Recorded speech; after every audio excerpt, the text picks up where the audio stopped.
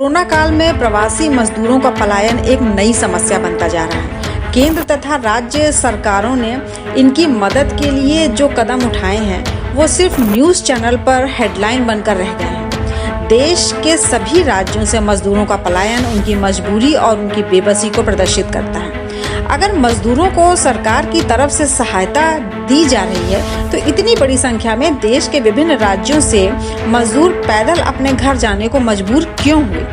जिन राज्यों से मजदूर पलायन कर रहे हैं, सबसे बड़ी जिम्मेदारी और जवाबदेही उन राज्य सरकारों की बनती है। भूखे प्यासे मजदूरों का पैदल ही अपने गंतव्य की ओर पलायन पूरे सरकारी तंत्र की सच्चाई को बयान करता है। मजदूरों ने अगर पैदल ही अपने घर जाने का फैसला किया है तो इसका सीधा अर्थ ये है कि उनके पास कोई और विकल्प बचा ही नहीं। राज्य सरकारें, सरकारी तंत्र, प्रशासन सिर्फ खोखले वादे ही करते रहे। एक मजदूर ने बताया कि महाराष्ट्र सरकार की तरफ से ये बताया गया है कि योगी सरकार उन्हें उत्तर प्रदेश में आने की अनुमति नहीं देगी, तो उसने ट्रक से ही अपने घर फतेहपुर जाने का फैसला किया और इसके लिए उसने 2000 रुपए भी दिए। कि आपको योगी सरकार ने अनुमति नहीं दी उत्तर प्रदेश में जाने के लिए। कौन बोला है? महाराष्ट्र गवर्नमेंट में बोल रहे थे, बस स्टैंड में वहाँ से कोई पुलिस अधिकारी लोग बोल रहे थे। क्या बोल रहे थे? बोल रहे थे योगी सरकार ने आपको उत्तर प्रदेश में जाने के लिए कोई अनुमति नहीं दी। तब आपको इसलिए उधर से ST कुछ नहीं भेज रहे थे। फिर हम लोग अपना वाहन करके नागपुर तक आए। नागपुर से फिर किस गाड़ी से आए वहाँ से आप लोग? ट्रक से। तो क्या पैसा दिए उनको? हाँ, 2,000 रुपये। एक आदमी 2000 रुपये। कहाँ तक जाना है? अभी जाना फतेहपुर। फतेहपुर। इन मजदूरों की मजबूरी और बेबसी उन राज्य सरकारों के अमानवीय चेहरे को बेनकाब करती है, जो इस मुश्किल घड़ी में भी मजदूरों को एक सियासी मोहरे की तरह इस्तेमाल कर रहे हैं। कोरोना काल में प्रवासी मजदूरों का पलायन एक नई समस्या बनता जा रहा है।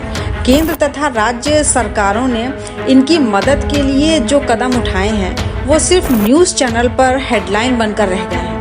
देश के सभी राज्यों से मजदूरों का पलायन उनकी मजबूरी और उनकी बेबसी को प्रदर्शित करता है। अगर मजदूरों को सरकार की तरफ से सहायता दी जा रही है तो इतनी बड़ी संख्या में देश के विभिन्न राज्यों से मजदूर पैदल अपने घर जाने को मजबूर क्यों हुए?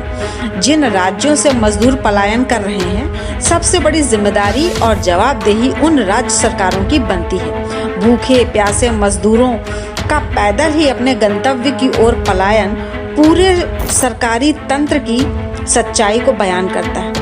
मजदूरों ने अगर पैदल ही अपने घर जाने का फैसला किया है तो इसका सीधा अर्थ ये है कि उनके पास कोई और विकल्प बचा ही नहीं। राज्य सरकारें, सरकारी तंत्र, प्रशासन सिर्फ खोखले वादे ही करते रहे। एक मजदूर ने बताया कि महाराष्ट्र सरकार की तरफ से ये बताया गया है कि योगी सरकार उन्हें उत्तर प्रदेश में आने की अनुमति नहीं देगी, तो उसने ट्रक से ही अपने घर फतेहपुर जाने का फैसला किया और इसके लिए उसने 2000 रुपए भी दिए।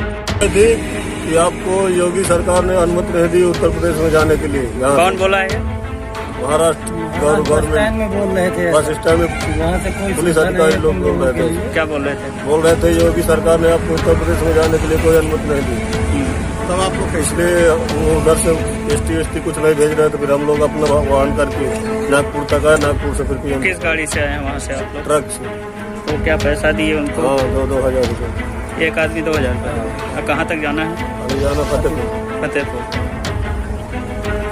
इन मजदूरों की मजबूरी और बेबसी उन राज्य सरकारों के अमानवीय चेहरे को बेनकाब करती है, जो इस मुश्किल घड़ी में भी मजदूरों को एक सियासी मोहरे की तरह इस्तेमाल कर रहे हैं। से न जाए, आप दिखा सकते किस तरह की भीड़ जमा हो गई है।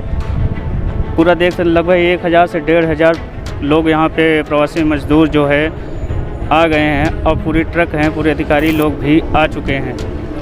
ट्रकों से यहाँ पे रोका जा रहा है और उनको बस से उनके घर तक छोड़ा जा रहा है। प्रयागराज से मीडिया न्यूज़ के लिए विनय विश्व।